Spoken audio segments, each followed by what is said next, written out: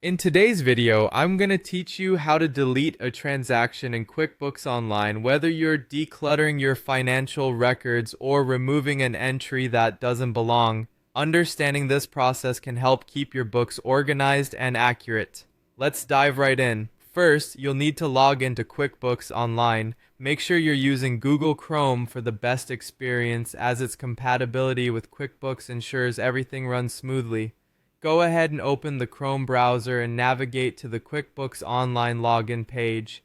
Here, you'll enter your username and password.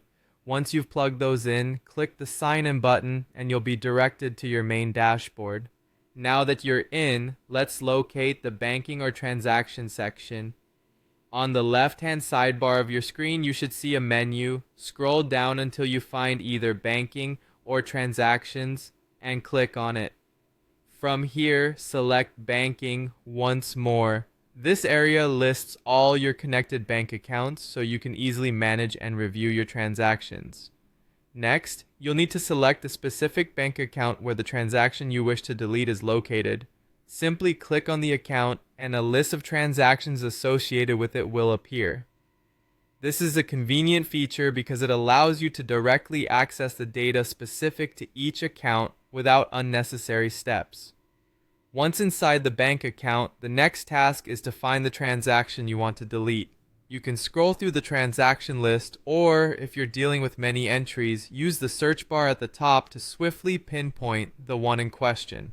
Transactions are categorized as in QuickBooks or for review, which can be a helpful distinction if you're looking for something specific. After locating the transaction, click on it to open its detailed panel.